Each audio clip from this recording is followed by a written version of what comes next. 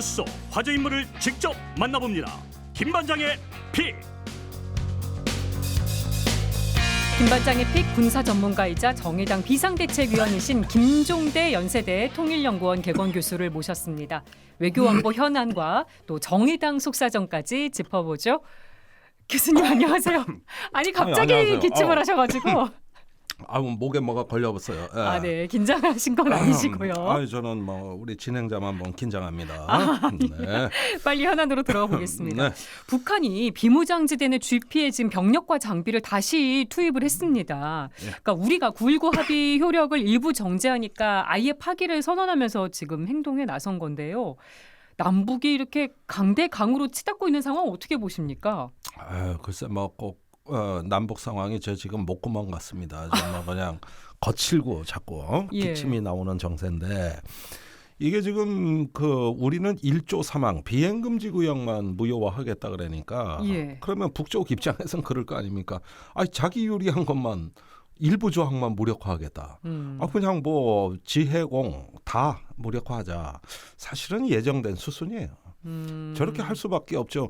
국가 간의 합의서가 일부 이거 우리 필요해서 무력화하겠다 그럼 저쪽은 상대방 당연히 무력화 전체를 하자. 네. 이렇게 하다 보니까 이제 앞으로 남북 간의 긴장이 지상, 그다음에 제일 우려되는 건 해상.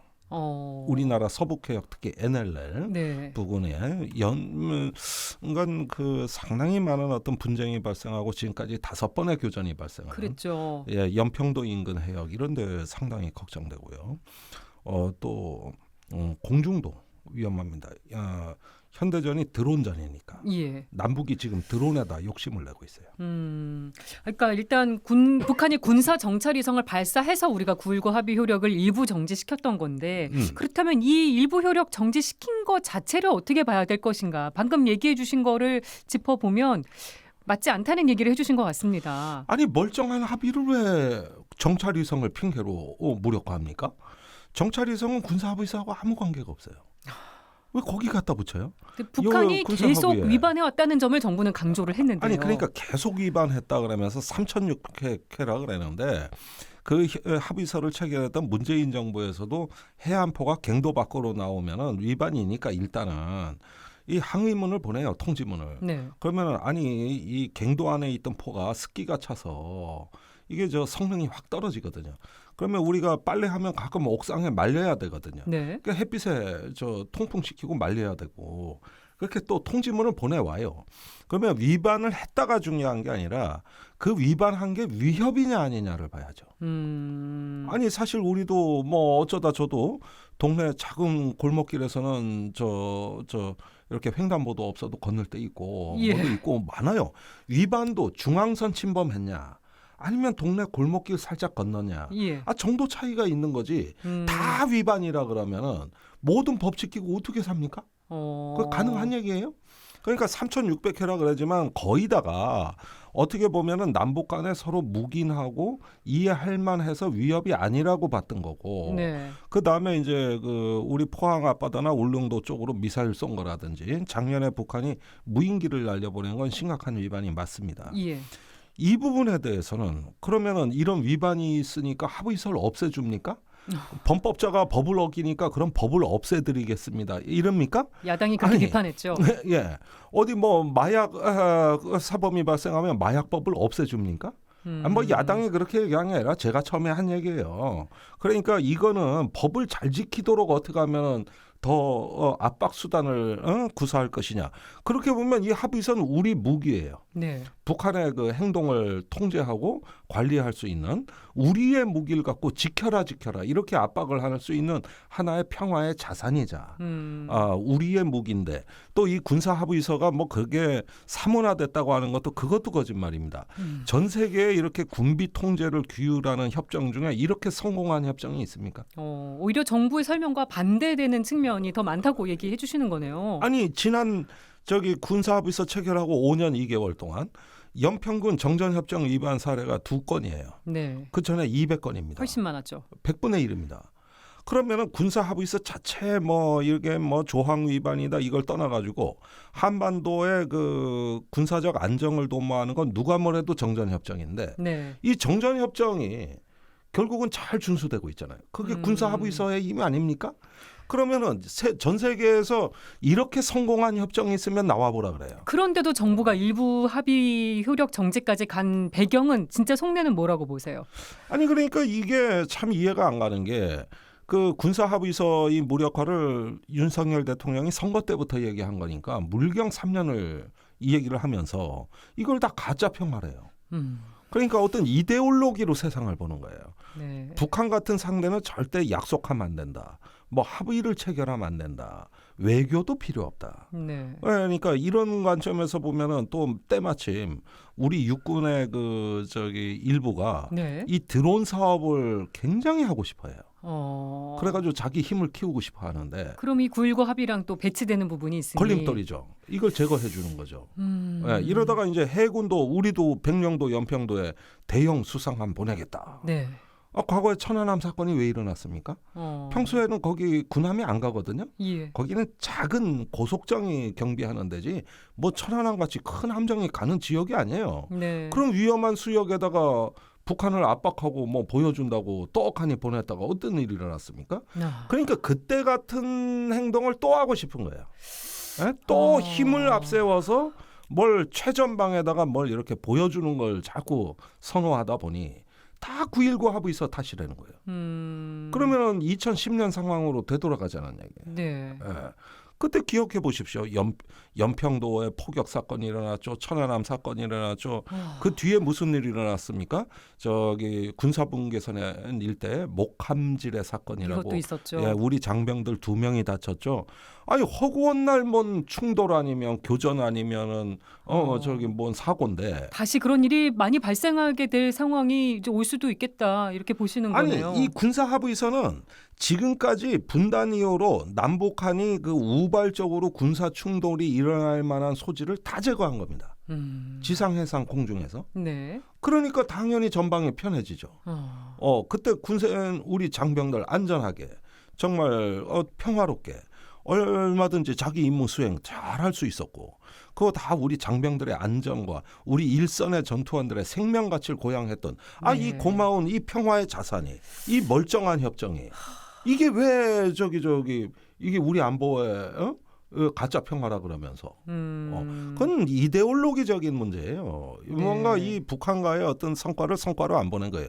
이런 식으로 북한이 3,600회 위반하니까 그러면은 군사 합의서를 없애겠다 그러면 정전협정은 남북 쌍방이 200만 회씩 위반했는데 그거는 어떻게 해야 될 건가 그러면 그거 왜 없애자 소리 아닙니까?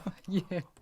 그런데 지난 70년간 대규모 전쟁을 막은 게 정전협정인데 예. 이제 정전협정 위반 사례가 더 늘 거예요. 사실은 북한이 지금 전방 지피에 다시 무장을 하기 시작했다. 예. 이게 정전협정 위반이에요. 아니 근데 또 우리도 김명수 합참의장이 우리 군의 최전방 경계초소 GP 복원 가능성도 시사를 했습니다. 서로 맞대응이 그거는 맞대응이 아닌 게 우리는 GP를 한 60개 정도 소수만 운영하고 그 후방에 GOP라고 해서 일반 전초라고 합니다. 네. 이 GOP 후방에서 주로 그 병력을 집중해가지고 경계 태세를 하는데 북한은 GOP가 아니라 더 전방으로 군사분계선으로 가까운 GP를 중심으로 운영하고 있고 GOP가 없다시피 해요. 예. 그러면 GP를 설치하면은 북한이 주로 설치한다는 뜻이에요. 우리 건 소수라고. 우리 2배 가량 된단 말이에요. 예. GP 숫자가. 그러면 옛날 시스템으로 되돌아가면은 물론 북한이 GP를 다 철수했던 건 아니지만 11개를 철수했거든요. 네. 이런 거 다시 다 복원이 되고 하면 그러지 않아도 앞니 빠진 것처럼 듬성듬성 빠져 있던 거 연결이 다 돼버리겠죠. 네. 그러면 북한도 그거 어떻게 보면 위협을 가중시키는 거지. 어떻게 안보 분야가 우리만 생각합니까? 쌍방을 생각해야지. 상대가 있는 건데. 지금 여러 가지로 우려가 되는 상황인데 북한이 쏘아올린 군사 정찰 위성도 좀 살펴볼게요. 요 역량 어떻게 보세요? 아니 이것도 참 황당한 게 뭐 하와이 괌까지 다 찍었다는 거예요. 한반도뿐만 아니고. 그런데 이번에 군사합의서를 무력화하면서 우리 합참의 명분으로 삼은 것은 북한이 군사 정찰 위성을 발사했고 그게 위협적이라는 겁니다. 아니 그런데 북한은 3월에도 발사했고 8월에도 발사했어요. 그땐 실패했죠. 근데 8월에 발사했을 때 우리가 서해에 떨어진 북한 위성 잔해물을 수거해서 기술 평가를 했습니다. 그때 합참이 뭐라 그랬습니까? 이거는 해상도가 3m급으로 이거는 군사적 효용 가치가 없다. 이렇게 평가절하 했어요. 그리고 석 달이 지난 11월에 이번에 발사한 건 심각한 위협이라는데 그러면 8월에 발사한 위성하고 11월에 발사한 위성이 다른 거냐? 뭐 그 사이에 10월에 러시아 기술자들이 와서 북한을 도와줬다 그러는데 기술적 진전은 있을 수 네. 있겠지만 아무리 도와줘도 한 달 만에 다른 위성이 어떻게 나옵니까? 설계와 제작에 1, 2년이 걸리는 걸. 그러니까 그 위성이 그 위성인데 8월에는 아예 군사적 가치가 없다 그러다가 11월엔 심각한 위협이라 그러다가 아니 어떻게 군내 이렇게 기술 평가가 180도 달라집니까? 그 부분도 그걸 이상하다는 명분으로 지적이시고. 해가지고 이번에 성공한 거를 북한이 이제 괌, 네. 또 하와이, 부산을 찍었다. 예. 이렇게 하면서 그 김정은 위원장이 아주 흡족해 한다. 그러니까 이번에는 못 믿겠다 그러면서 어떤 평가도 못 내리고 있어요. 그러니까 위성 사진은 아직 공개가 되지 않아서 공개된 바가 없어요. 네. 우리도 위성 사진을 많이 갖고 있지만 절대 공개하는 법이 없습니다. 그러면은 저기 이거는 서로 기밀이고 상대방이 몰라야 네. 내 정보 능력을 몰라야 우세를 정찰 역량을 발휘할 수 있는 거니까. 예, 우세를 점하는 건데 그 앞으로 북한이 보여줄 리가 없어요. 그러면은 앞으로 이게 북한이 보는지 안 보는지 모르기 때문에 예. 우리가 어떤 군사 작전을 하는데 변수가 많아진 거거든요. 그러면 이런 것들을 위협이라 그랬으면 전부터 그렇게 신중하게 보고 네. 위협에 대비하면 됐지. 언제는 이거 고물이라 그래놓고 이제는 또 심각한 위협이라 그러다 북한이 뭐 발표하니까 이제 말을 못하가? 응? 아니 어떻게 군대가 이렇게 180도 달라집니까? 그래? 너무 입장이 달라진 부분도 문제가 있다고 어느 지적을 말을 해주셨고요. 믿어야 되는 거예요? 어느 말을? 예? 이러니까 이게 정치적 상황에 따라서 이랬다 저랬다 하는 거 아니냐. 때마침 10월에 군 대장이 전원불갈이 됐거든요. 예. 그러니까 우리가 알던 군이 아니에요. 8월의 군은 전 대장들. 전 대장들이고 지금 군은 현 대장들이니까 예. 아니 이제 지금 싹 물갈이해서 이런 법도 없어요. 어떻게 그래? 다 내보냅니까? 멀쩡히 일 잘하는 대장들을? 그러고 나니까 이 사람들은 전문성이 아니라 충성심으로 발탁된 거 아니냐. 이런 의심을 품을 수밖에 없고 그러니까 말이 저렇게 달라지는 거 아니냐. 네. 아니 같은 정부 군입니다. 8월에도 윤석열 정부 군이에요. 근데 몇 달 사이에 말이 달라진 근데 부분. 몇 달 사이에 이래. 그러더니 군사 합의서가 무력화된 거예요. 도대체 이 과정이 논리적입니까? 저는 굉장히 비논리적이고 비전문적이라고 보는데. 어쨌든 지금 북한의 이 행보를 저희가 유심히 보지 않을 수가 없는데 군사정찰 위성 또 쏘아 올리지 않겠습니까? 만리경 2호, 3호 계속 쏘아 올릴 쏘죠. 텐데. 점점 진화합니다. 그 부분 우리가 또 유심히 보지 않을 이거는 수 이제 없습니다. 러시아가 뒷배가 있기 때문에 그 기술적 역량을 절대 과소평가할 수가 없습니다. 사실은 러시아가 우리 나로호 누리호 발사에 결정적인 역할을 한 우방 국가였어요. 그런데 우리를 도와준 그 기술을 가지고 북한에 갔어요. 예. 그러니까 우리는 정찰 위성을 독자적으로 발사할 능력이 안 돼서 예. 미국에 가서 반덴버그 공군 기지에서 일론 머스크의 스페이스X의 펠컨 9 이거에 실어서 대신 발사해주고 있어요. 예. 그런데 북한은 자력으로 했어요. 거기에 러시아가 와서 기술을 주고 있어요. 예. 그러면서 한국의 미사일 로켓 정보도 북한에 다 넘어가고 있어요. 그 부분도 위험한. 이게 부분이고. 제가 보기엔 이렇습니다. 적벽 대전을 앞둔 조조가 화살이 10만 개 모자랐어요. 그 밤에 제갈량이 꾀를 내 가지고 볏집에 허수아비를 실은 배를 보내 가지고 하니까 화살을 잔뜩 쏴서 네. 수거해 오니까 10만 개의 화살을 얻었어요. 우리가 지금 화살 10만 개를 북한에 준 겁니다. 우리 편 러시아가 북한에 갔잖아요. 더 위험하다고 그게 보시는 앞으로 거네요. 미사일 포탄 10만 발로 돌아오지 말란 법이 있습니까? 북한이 앞으로 계속 쏠 건데? 그럼 이 상황 어떻게 하면 좋겠습니까? 아니 지금은 이제 다시 또 북한은 이런 어떤 핵과 미사일을 위협을 가하고 항상 외교로 돌아왔거든요. 예. 근데 그걸 우리가 안 봤잖아요. 그러니까 속도가 점점 빨라져요. 내가 알기로는 아마 윤석열 정부 이 2년간이 북한의 군사 기술이 폭발하는 시기 같은데. 거기에 러시아가 서포터즈 역할을 해주니 예. 우리가 가진 화살 10만 개가 북한으로 갔어요. 아니 윤석열 정부는 힘에 의한 평화를 강조하면서 오히려 그걸 더 제어하는 거를 강조했었는데 네. 이거는 북한 러시아의 군사적 밀착은 무슨 수를 써서라도 막았어야 됩니다. 최소한 노력은 했었어야 돼요. 근데 무방비로 우리가 눈 뜨고 지켜봤습니다. 그 다음에 지금 힘에 의한 평화라고 그러는데 지금 북한으로서는 확실히 로켓 기술은 우리보다 앞서 있고 지금 이제 자체 제작한 위성을 우주 궤도에 띄웠어요. 예. 자, 이 상황에다가 이제 군사 합의서가 무력화됐기 때문에 이제 전방에 그동안 김정은 위원장이 군수공업을 육성한다 그러면서 공장을 방문해 가지고 생산을 독려한 제품들이 있습니다. 네. 대표적으로 대구경 초대형 방사포. 그다음에 이제 옛날에는 중국제 방현 드론을 썼는데 이제는 자체적으로 생산할 가능성이 높거나 네. 아니면 러시아로부터 지원받을 가능성이 높은 신형 드론, 예. 사거리 연장탄. 이런 부분들이 앞으로 전방에 밀집될 걸로 예상되는데 네. 아니 우리가 드론 띄우고 싶어서 9.19 무력화했다 그러지만 북한은 드론이 없나요? 작년 12월에 5대 넘어왔는데 잡았습니까? 그때 뚫렸잖아요. 점점 더 우려되는 상황이 아니 가중되는. 그러면은 이런 행동하면 당연히 대응 조치가 있는 거고 네. 이 어떤 전방 지역의 완충지대가 사라지는 건데 이게 어떻게 한반도 안보에 좋은 일입니까? 지금 이것도 짚어보고 싶습니다. 네. 윤석열 대통령이 유럽 순방에서 이제 돌아오자마자 이제 뭐 안보 상황을 점검하면서 아마 9.19 합의 요건 때문에 더 점검을 한 것 같습니다. 네. 신원식 국방부 장관 또 김명수 합참의장으로부터 보고를 받았는데 김명수 합참의장의 청문 보고서 없이 임명이 됐습니다. 그렇습니다. 논란이 여러 건 있었어요. 주식 거래를 업무 시간에 한 거, 골프 북한이 친 거. 미사일 쏜 날 골프장 방문한 거, 자녀 학폭 의혹까지 제기됐던 거. 그런데도 임명을 강행한 배경, 요건 어떻게 보십니까? 아니 사실은 작년에 이어서 올해 2번에 걸쳐서 대장을 전원 불가리 시켰기 때문에 이제 합참의장 시킬 사람이 없습니다.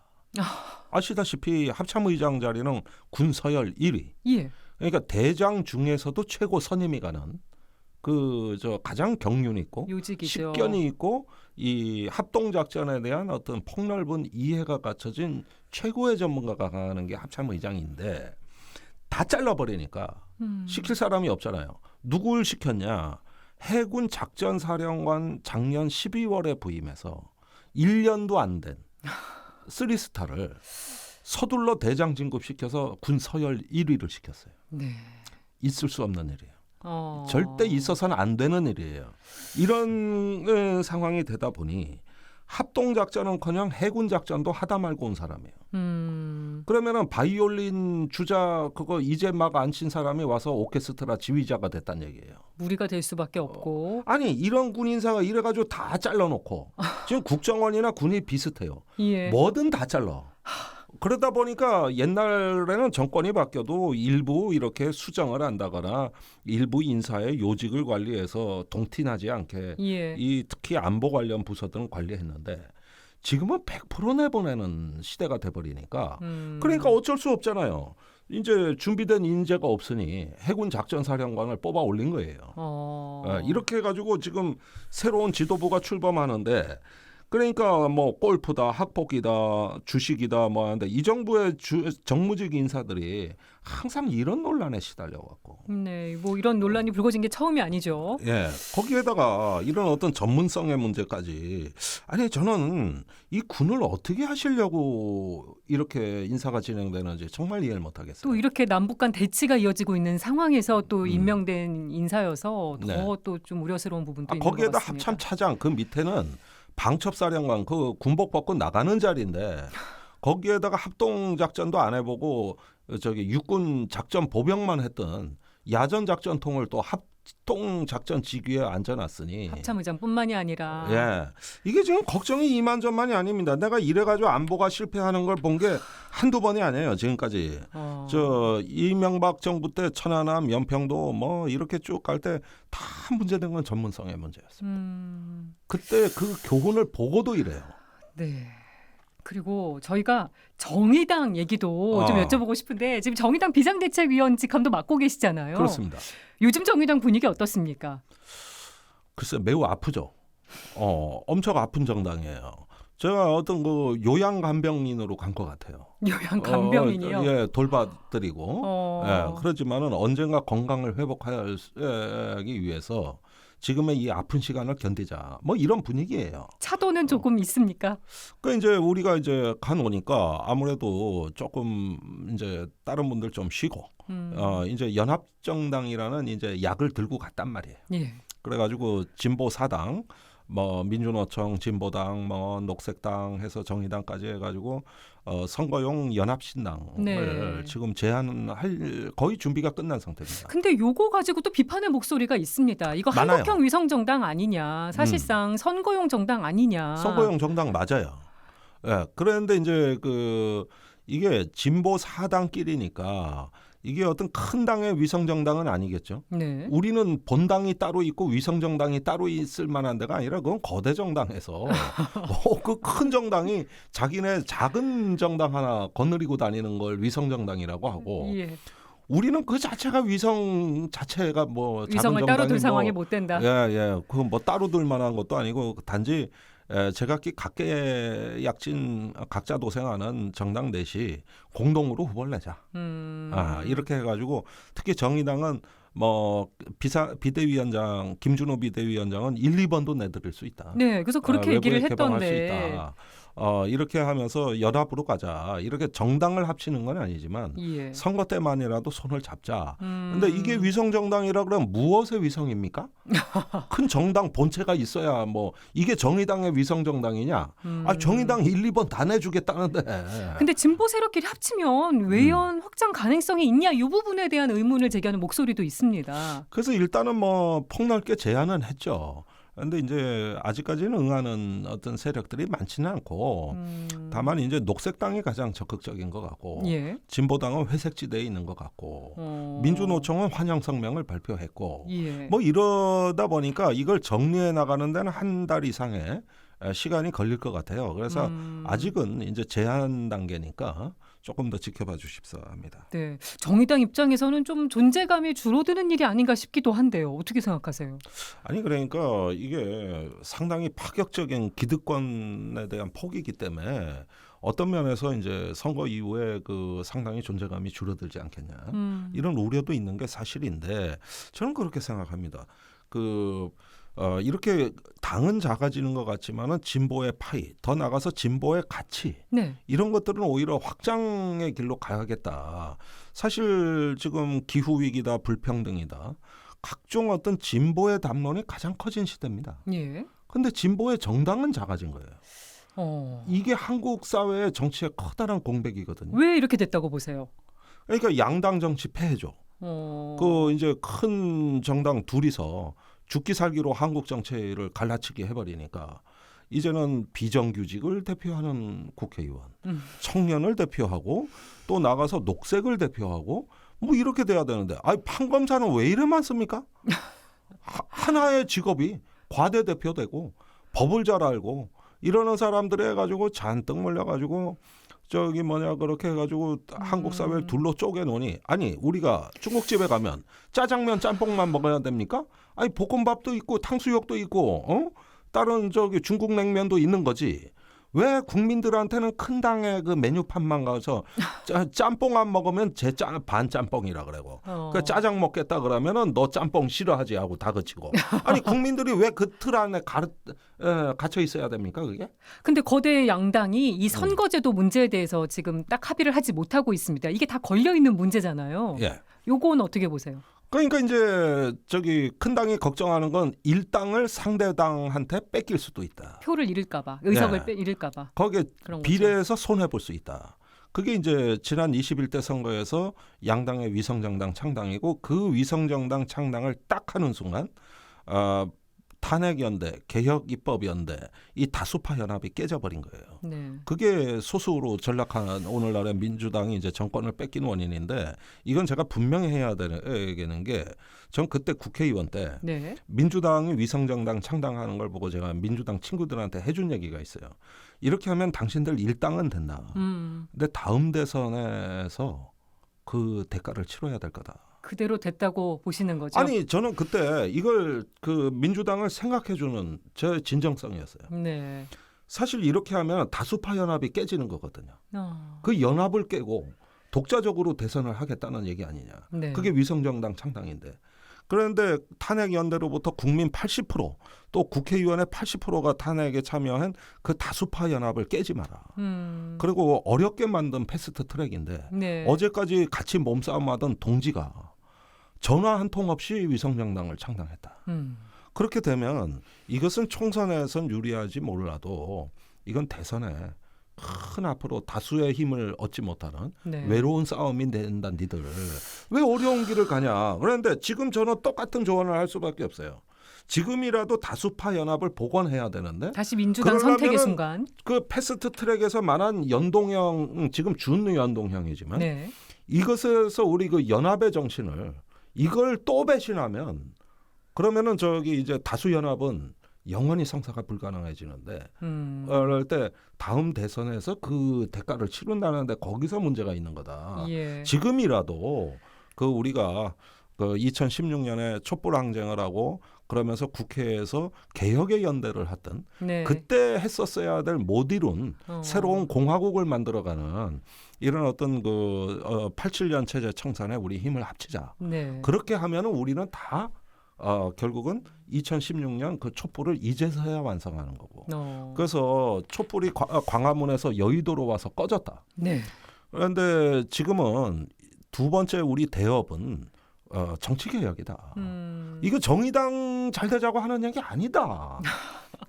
이런 어떤 그 이 취지를 20년간 우리가 지켜왔던 가치를 이 연합의 전술을 지금에 와서 깨는 또 다른 위성정당 창당 내지는 병립형 회기가 이루어진다면은 이거는 정의당에 대한 배신이 아니라 국민에 대한 배신이고 네. 결국은 또 일당 전략이 가는 건데 사실은 그 연동형과 이런 어떤 현행 이 선거법이라도 제대로 지켜서 예. 이제는 다시는 그 꼼수 부리지 말고 이번 총선에서는 어떻게 전개가 될지 네. 지켜보도록 하고요. 시간 다 됐는데 짧게 여쭤보겠습니다. 의원님은 이번에 총선 출마 어떻게 계획이 있으신지 궁금합니다. 아니 그런데 제가 비대위원으로 일단 참여를 했기 때문에 예. 비대위원이 자기 선거 준비할 수는 없어요.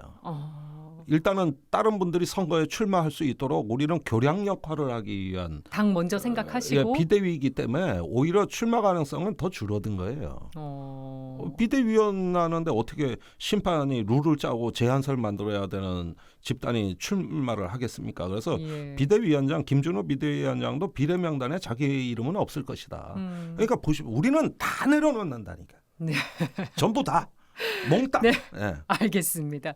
지금까지 김종대 연세대 통일연구원 개경교수이자 정의당 비대위원과 얘기 나눠봤습니다. 오늘 고맙습니다. 감사합니다.